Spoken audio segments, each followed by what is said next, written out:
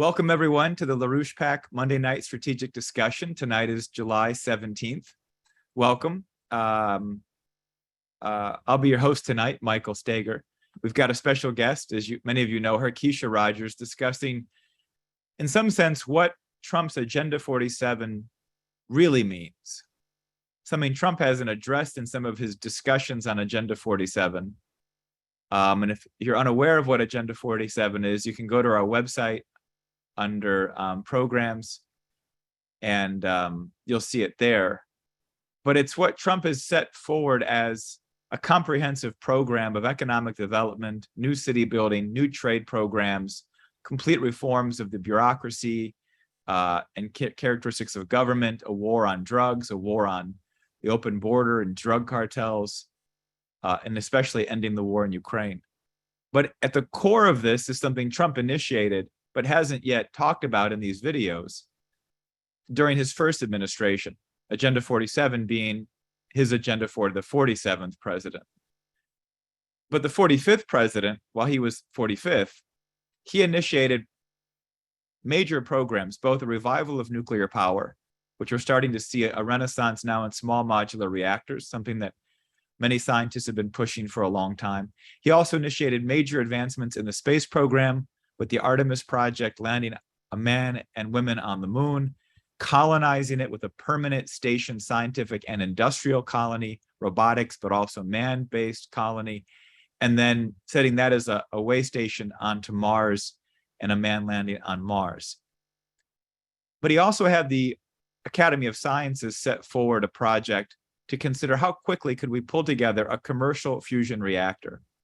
Keisha may touch on that report more, but this is what many people describe as the 21st century moonshot.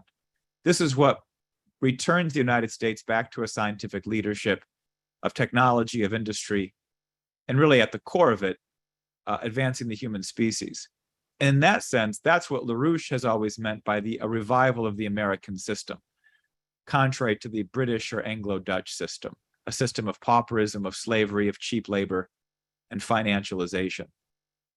There's much more to discuss. There's also an ongoing campaign to attack Agenda 47. This came out by Salon.com this past week, and I can post that article if people are interested.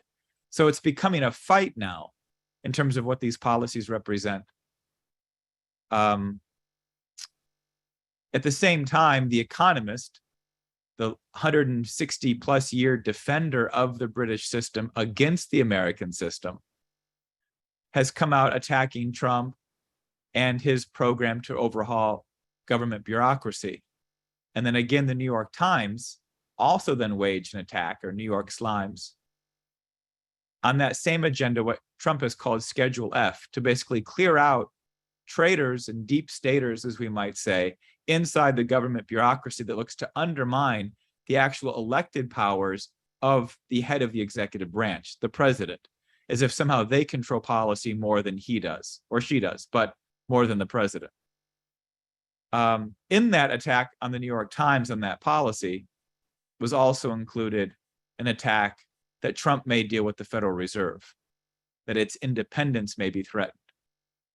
It's these suggestions, and Keisha may touch on these things more, which really represent what Trump's policy could become. What we want to do tonight is to discuss the spearhead, the tip of the spear of what that means.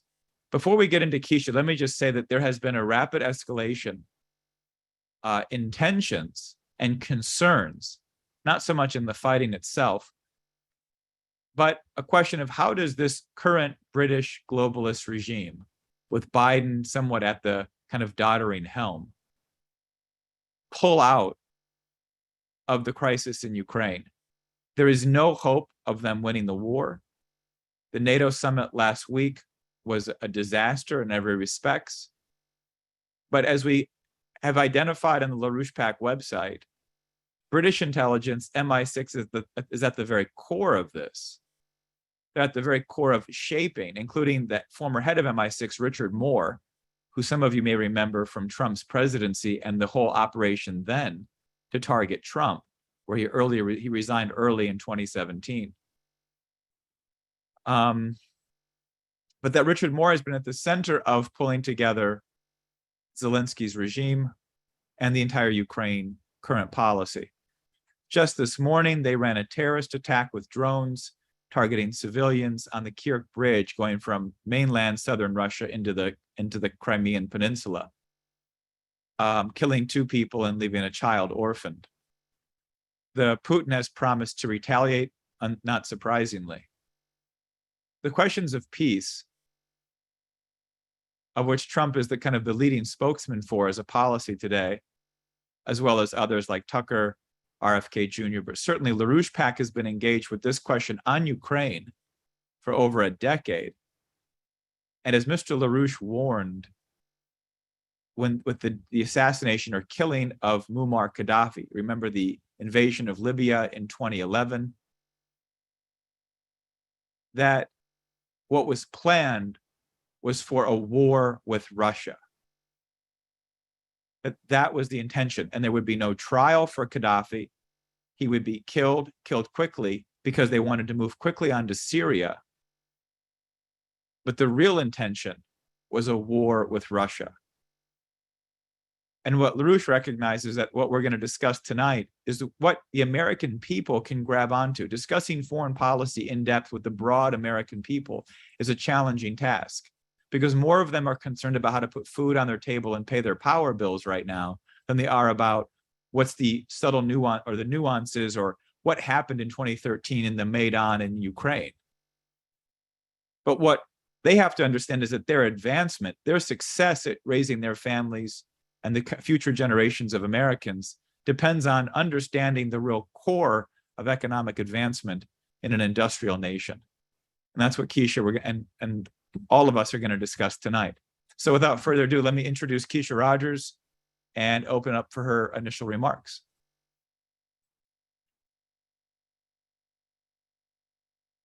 Okay, thank you. Hello, everyone. Thank you, Michael, for that opening. I think that situates us very well. Tonight, I'm going to be talking about a revolution in science, fusion, and nuclear technologies, and how that's going to lead us out of the threat of nuclear war, to crush the environmentalist green agenda, and really the 50-year-long fight that has been waged by the works of Lyndon LaRouche, who was the leading American statesman and economist, physical economist.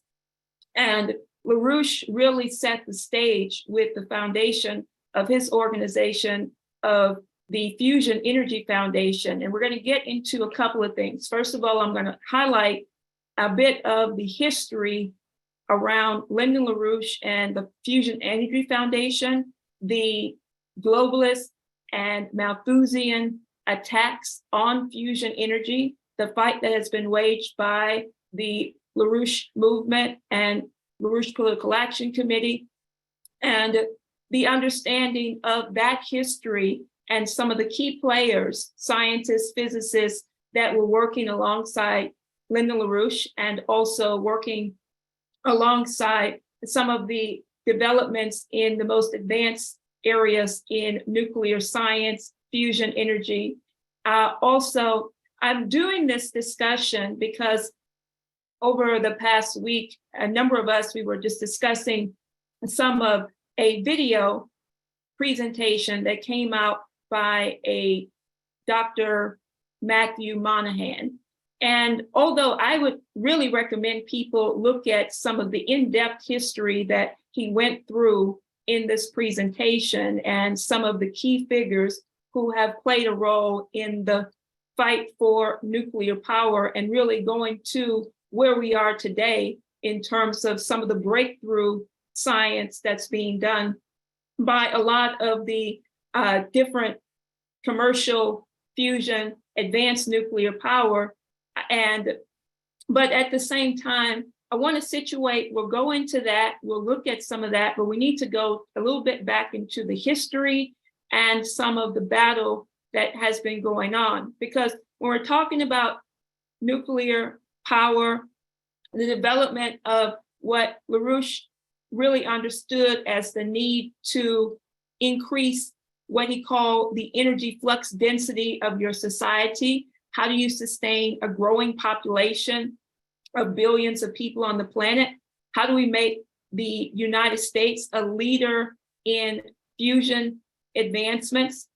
But this was what he was committed to. And in that commitment, Lyndon LaRouche understood that the battle had to be for the creative development of the human mind in the image of the creator, and really looking at advancements in fusion as the key to spin-off technologies for a science driver mission orientation for the United States. So we'll look at, from the standpoint, some of the advancements in nuclear fission, which has been at the core of the fight, as well as nuclear fusion technologies, and what it has to be understood in terms of the attacks on that policy, as we saw with going back to the revolution around the Apollo mission, the spin-off technologies, the advancements we saw from Apollo, and the going back to the 1960s, and where you look at the direction of mankind from the standpoint of the Industrial Revolution, the space age revolution, and the advancements of the atomic nucleus and the nuclear revolution, which really has been an ongoing fight. And so when Michael was talking about the importance of President Donald Trump and President Trump's understanding of this, I mean, you take some of his speeches that he's been putting forth, denouncing and refuting the green environmentalist agenda, the new Green New Deal, what he's been doing to attack this policy around the windmill, solar, all of the green agenda. But it's not, I mean, it's not just a matter of getting rid of the green environmentalist, radical environmentalist agenda, but understanding how that enemy apparatus has held the development of breakthroughs in the most advanced spin-off technologies in science, in fusion, advanced nuclear power. But this is what really has to be at the center of the fight for President Trump's Agenda 47, and what has to be at the center of the fight if we're going to make the United States a industrial manufacturing superpower. We have to go to the highest levels of scientific advancements in technologies that are going to improve the conditions of life of every single American citizen, and really every citizen on this planet. And so when you look at what we're facing right now with the insane agenda of the Biden collective, and most people are reading every single day, Trump talks about it, you know, Biden and his administration calling for a total attack on advanced energy sources. From the standpoint, we just saw an article that came out where Biden is talking about calling for a end to air conditioning and taking away the resources that go into the development of air conditioning. He's talking about putting 30,000 megawatts of offshore windmill technologies out there. This is all around the question of zero carbon emissions, zero growth. And so people get caught up into this whole agenda around, well, everything has to be centered around zero carbon emissions. And I mean, let's just put this way, from a standpoint that as anyone in their right mind and who understands this process, carbon is actually a natural phenomenon and is a plant food. It's actually needed for the growth of our society, and it's not a detriment to society. And the idea that human beings producing too much carbon and the anthropogenic whole question of the role of advancements in industry and the idea that human beings are a threat on the planet is a complete fraud. And so when you had President Trump come in, he went after the TPP, he went after the green agenda. He became a major threat to this globalist environmentalist agenda. And we have to finish the job with President Trump, his Agenda 47, and his commitment to the advanced science of nuclear power. When President Trump came into office, he was one of the first presidents in a very long time who put massive funding into advanced nuclear power in developing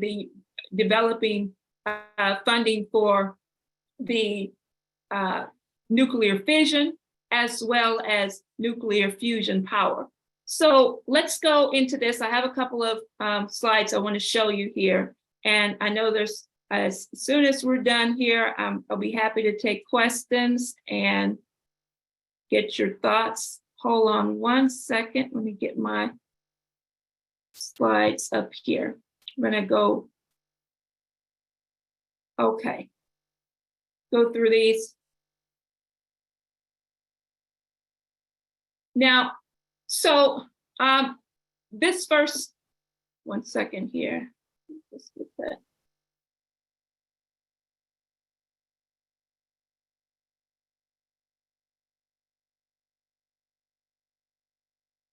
All right, here we go. All right, so this first slide is in the middle there is Lyndon LaRouche. We're in 1974 at the foundation of the Fusion Energy Foundation, and was founded by Lyndon LaRouche and leading scientists in physics and chemistry.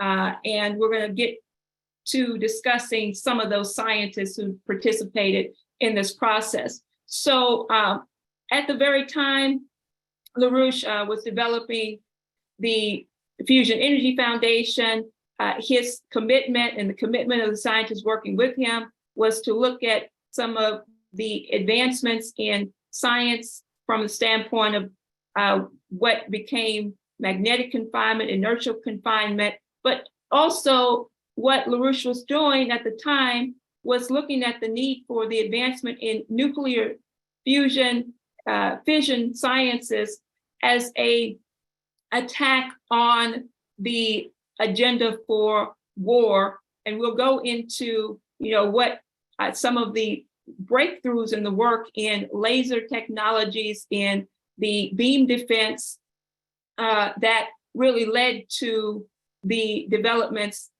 that were starting to be taken up and adopted later by Ronald Reagan. But this was not accepted by everyone. This was this faced a big attack by the environmentalists, radical environmentalists, by the Malthusian agenda, the Club of Rome, which was pushing for zero technological growth. And this is what LaRouche founded this movement to refute that whole evil apparatus.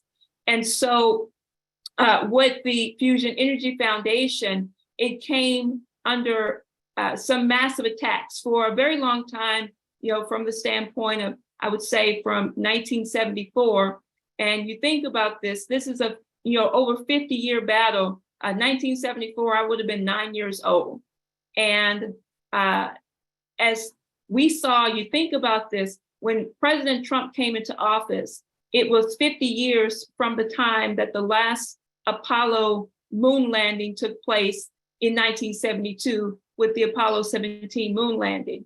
And he made a commitment to return our nation to the moon with the first woman, next man on the moon, but to create a new revolution in space development. And so this is what we're on the verge of right now. When we say we need a revolution in space and a revolution in nuclear science, where we could have been in those last over 50 years, that if it had not been targeted with the funding targets, the environmentalist targets, and so forth. And so during the time, this Fusion Energy Foundation faced massive attacks, including an attack that really came out on the foundation in 1978, when there was the formation of what was called the nuclear Wall Street. And this was a bunch of Wall Street types who wanted to shut down the Fusion Energy Foundation, a lot of different of the Wall Street, Felix Rohatyn, and all kinds of, just people committed to stopping the advancement of nuclear science was a part of that attack. But despite that, the LaRouche Fusion Energy Foundation really emerged as the leading foundation in nuclear science, promoting nuclear science. It developed what was called a Fusion magazine. And some of you might have heard of the Fusion magazine, might have been subscribers back in the 70s, 80s. Fusion magazine actually had over 80,000 to 100,000 subscribers. And it was found in a lot of the different stores. I remember hearing people telling me they used to pick up the Fusion magazine in Fry's, and all the different science communities were subscribing to it, and so forth and so on. So now part of what came about a little bit later in terms of how this impacted, well, let me just go back for a second and just tell you that Fusion, after the massive attacks that it came under, Fusion Energy Foundation was shut down in 1986. A part of that came from the fact that during the time of the Fusion Energy Foundation, a lot of battles in terms of getting funding for fusion, for nuclear science was going on in Congress. One of the things, I don't have an image for that, but Fusion Energy Foundation was at the center of the fight in 1980 for what became the Fusion Energy Research Act that was put forth by Representative Mike McCormick, and calling for research and development of spin-off technologies around fusion. But at the center of this was also, as I said before, beam weapon defense, what became the fight for ending what some people know as mutually assured destruction. And so a lot of the advanced technologies, when we look at what President Ronald Reagan adopted in 1983, and you see this quote, which is actually in this beam defense book that was written by scientists of the Fusion Energy Foundation, says, quote, "I call upon the scientific community, those who gave us nuclear weapons, to turn their great talents now to the cause of peace, to give us the means for rendering these nuclear weapons impotent and obsolete." And people might remember that. But at the core of that, we can get into a longer discussion, but we know that we were in the midst of the Cold War period, the threat of nuclear war, nuclear annihilation with Russia. And Lyndon LaRouche was in the center of back channel negotiations, representing the Reagan administration with the Soviet Union at the time. And this was calling for the adoption of what became known as the Strategic Defense Initiative.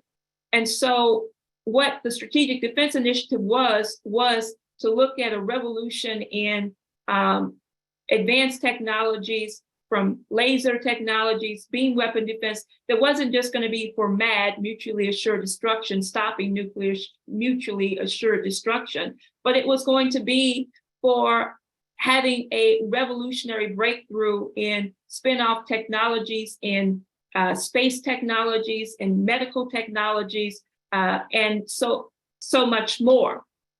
And this was here we can look at, I put together, so the supporters of the Fusion Energy Foundation, the supporters in support of President Ronald Reagan's Strategic Defense Initiative, which was really a brainchild, if you will, of Lyndon LaRouche and others who were fighting for that policy. You had people like Dr. Edward Teller, who was at the part of the Lawrence Livermore Foundation, and people who had been fighting for not just nuclear fusion sciences, but in all of these categories of laser technologies, magnetic confinement, but even before that, were at the center of the Manhattan Project, where you had the development of some of the breakthrough work that went into atomic physics and the atomic nucleus. So as I reiterate here, you have you had the creation of the Fusion Energy Foundation, 80 to 100,000 subscribers, ending the MAD technology, MAD, mutually assured destruction, which was at the center of the fight, but to advance fusion spin-off technologies. And that was while people, there was a report that was written by Lyndon LaRouche a little bit later on called The Science and Technologies Needed to Colonize Mars. And this was at the center of President Ronald Reagan's Strategic Defense Initiative, these breakthrough technologies that would totally transform the economic conditions of the United States. And they came under massive attack. Now, I want to go through, so I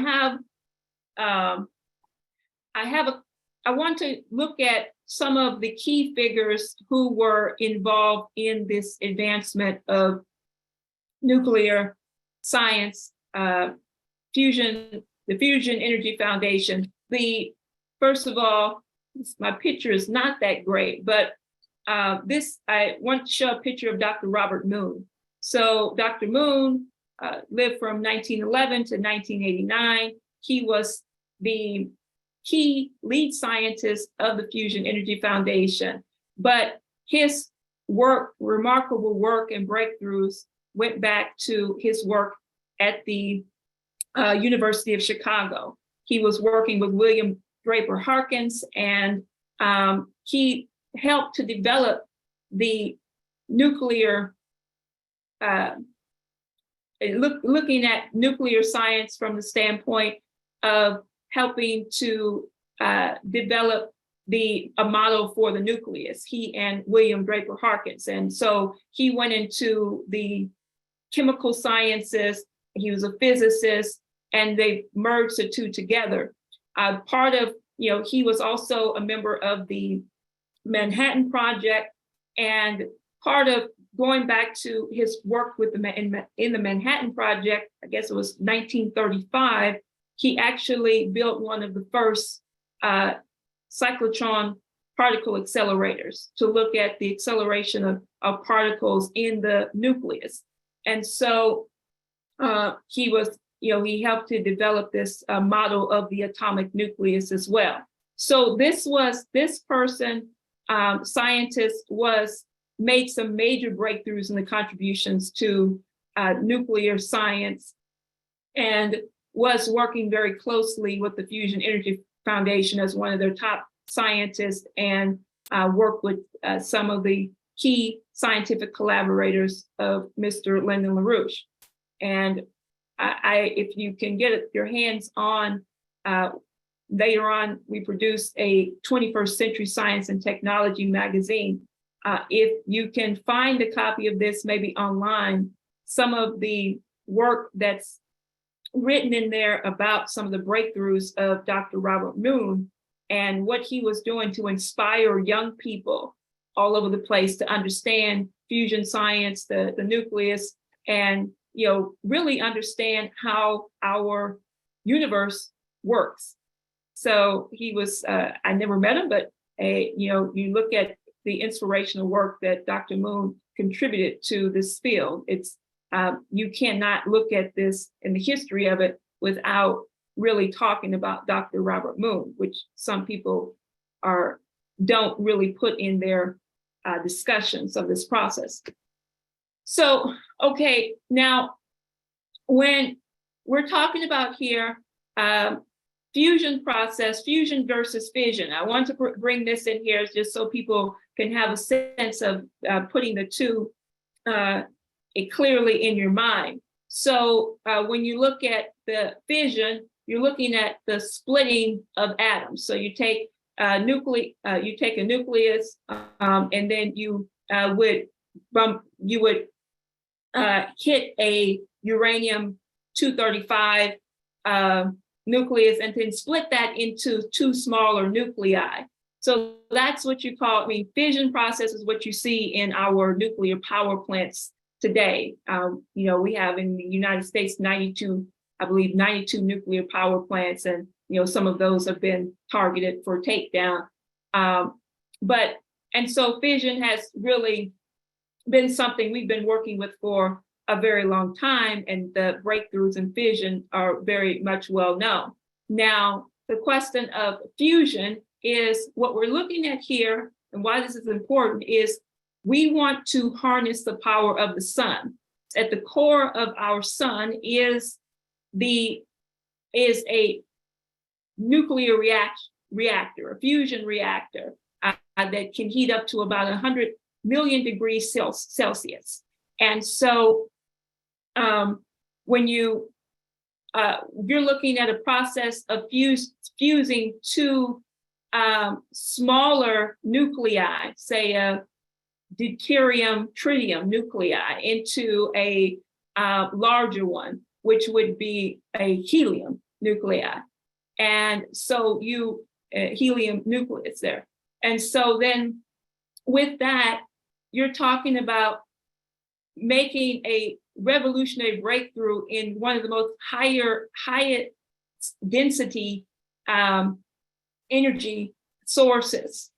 And fusion, we're discussing how long is it going to take us before we actually can have commercial fusion, before we can actually have fusion power plants that would power our energy systems and be advancement in other areas of space, science, technology, so forth and so on. So that's what we're talking about, fission versus fusion. And so there's been key areas. Now, I'm going to go through a little bit more on this here, just in terms of the history of the fight for fusion power, fusion energy sources. So people know about the Tokamak, maybe heard of Tokamak reactors. And this Tokamak actually was first developed and came from the Russians. And one of the key contributors to the development of the Tokamak reactor was a guy by the name of Art Simonov. Lev, L-E-V is his name, Art Simovich. And I put here because he also made major contributions to, I read through most of his ABCs on plasma and plasma physics and the containing of plasma and heating of plasma, a confinement of plasma is one of the major developments and areas that have to be understood in the advancement of fusion science. And so he did a lot of work on plasma science there. He was one of the key contributors to the development of the Tokamak. And here on the left-hand side, I guess it's for me, there you see the Russian Tokamak called the T-15. The T-15 was later developed, around the late 70s. This was one of the first Russian tokamaks. So you have a torus, and inside the torus, you're dealing with magnets, superconducting magnets, and heating these superconducting magnets up. The other tokamak that the Russians contribute massively to is the ITER, which is the international reactor that was really started with a handshake back in the 1980s with Gorbachev and Ronald Reagan, and bringing in, there's 13 different countries, I believe it is, I might have that have been working on the international the Tokamak and reactor. So they also developed the second one that came out was their T-15MD, I believe it was. And so, and which really you have with the tokamak, you have the spherical tokamak and you have the donut-shaped tokamak there, and it's all looking at the confinement of plasmas and heating up these plasmas to get them to a get to the core of the sun. So now later, so at the same time, so that was being done in Russia, in the United States. Some work was being done on what's called pincers, and I'm not going to go into that too much, but also the Stellarator. And I wanted to talk about the Stellarator because the Stellarator was developed by Lyman J. Spitzer. And Spitzer, so the difference between the tokamak and the Stellarator is the Stellarator has twisted coils. And one of the key areas where this is being looked at today is by the Germans, the Wendelstein 7X, and they're using the Stellarator model, which uses this different plasma that's being run through a twisted coil that will help to direct and help to shape the plasma in a different way from the standpoint of the tokamak here. And so this was developed by scientists working at the Princeton labs, and this was William J. Spitzer. Now, Spitzer was also, I wanted to just say, you might remember him from the standpoint that he was the scientist who founded the founded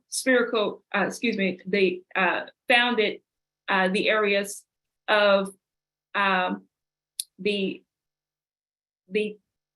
tokamak reactor, not tokamak reactor, but the Stellarator, but he also made major contributions with NASA to the development of the Hubble telescope, and also the Spitzer telescope, which was launched in 2003, was named for William Lyman J. Spitzer and the work that he did in terms of working on some advancements in the in telescopes.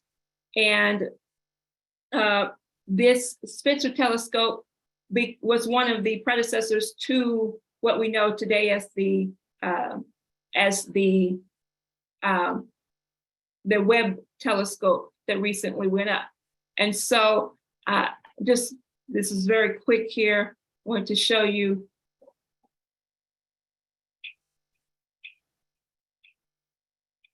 It's one of the first infrared telescopes. The launch of NASA's Spitzer Space Telescope began a mission designed to last at least 2.5 years. 13 years later, Spitzer has operated far beyond the scope of the original mission. Spitzer's infrared vision has revealed the universe in new ways, from mapping extrasolar planet temperatures to discovering a ring around Saturn, hundreds of times larger than any previously known. Spitzer has also discovered tiny buckyball molecules in space and produced a 360-degree infrared panorama of the Milky Way. Over time, Spitzer has been able to last longer and do more than expected, thanks to changes in spacecraft operations and engineering.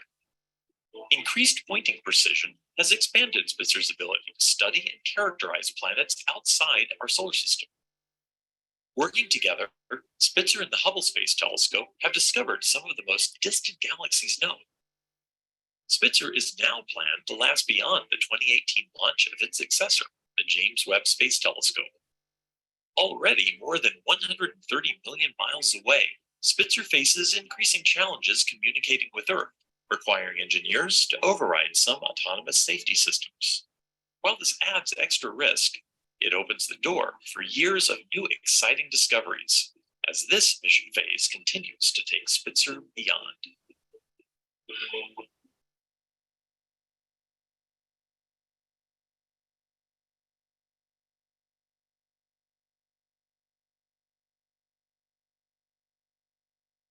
Just 1 second.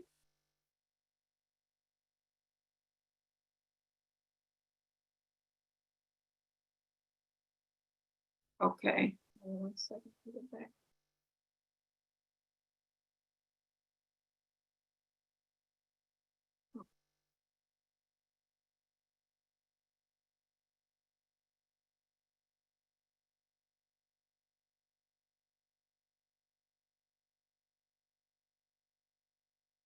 There we go.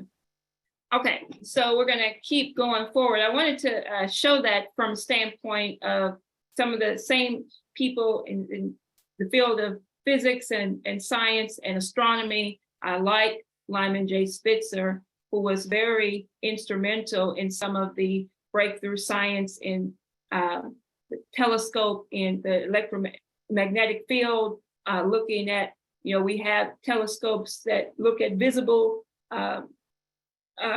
rays, visible spectrum to the electromagnetic spectrum of infrared.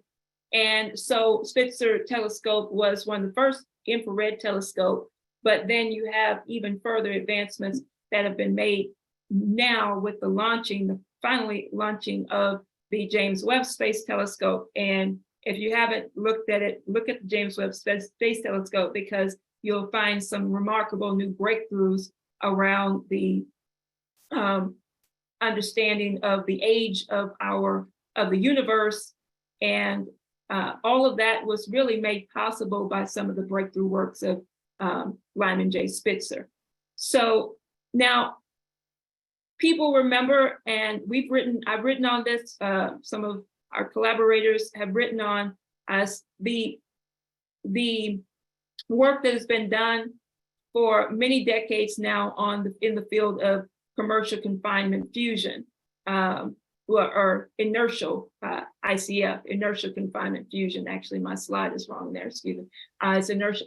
And the key developer of and contributor in this area, who was working on the development of inertial confinement at the Lawrence Livermore Labs and the National Ignition Facility, was John Nuckolls. Mr. Nuckolls is actually still alive today. I believe he's about 92 years old. He has been working, and continues to be a contributor to the breakthroughs that have been happening around inertial confinement fusion, which if you look at what we just saw with the breakthrough in laser technologies for fusion, where you had 92 lasers, 192 lasers that were aimed at a fusion deuterium tritium pellet there. And these lasers were able to generate more energy out than in, from the standpoint of they hit a hole room where some of the science has been going on in terms of using lasers as a way to as an advancement in fusion technologies. This is something that John Nuckolls has been working on for a very long time. So now we can come back to some of what he's been doing, and areas where I'll show you in a second some of the other commercial fusion companies that are making that have been selected to make some breakthroughs in the continued advancements in inertial confinement fusion. So we'll come back to Cam in a second. As I show you here, he was a program leader in laser fusion technologies. I mean, this is somebody who also goes back to the scientists who were working around the Fusion Energy Foundation back in the 70s, 80s. And also he made contributions to one of the papers that he wrote is on the contributions of the genesis and progress of inertial confinement fusion. So now I'm not going to go, I've actually written a paper on this in terms of, after that breakthrough and the areas, as I said, in advancement of magnetic confinement, the Tokamak reactor, the Stellarator advancement in some of the key areas in fusion science has been taken up by a number of private companies that receive DOE, Department of Energy funding, as well as private funding. And this is just a few months ago, there was a selection of 8 companies selected for commercial fusion funding by the DOE. And these companies have been working in numerous areas in terms of Commonwealth fusion, working on Tokamak. You have Princeton Stellarators working on a T40 Stellarator. You have Eximir, and I believe, which one was it? The Eximir and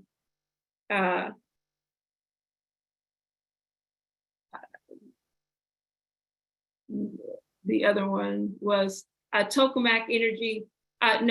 Eximir and Focused Energy working on some of the developments around inertial confinement there.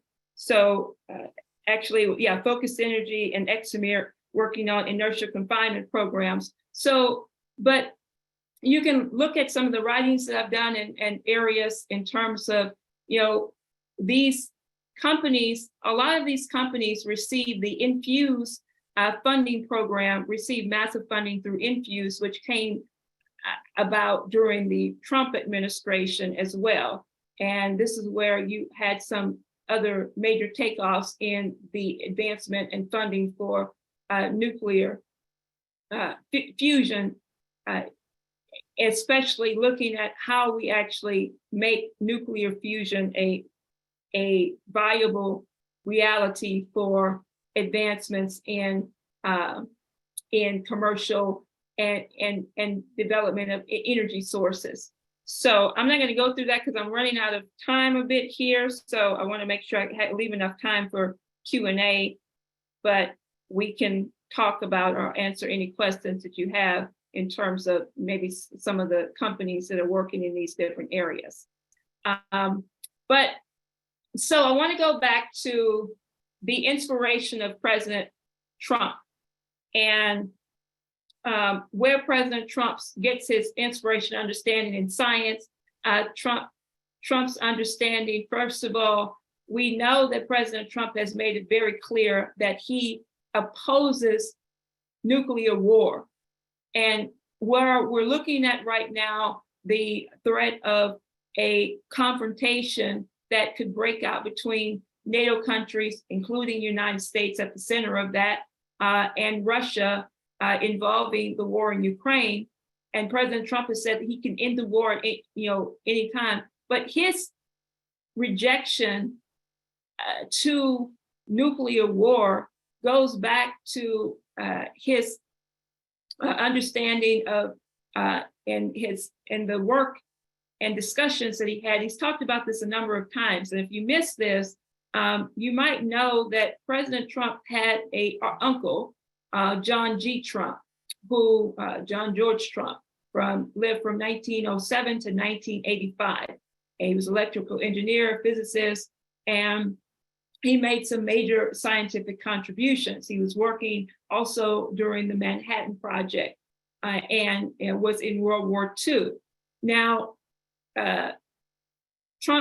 President Trump would always talk about the discussions he would have with his uncle on what would happen if nuclear weapons, were unleashed, and what the problem with them getting into the hands of the wrong people and so forth and so on.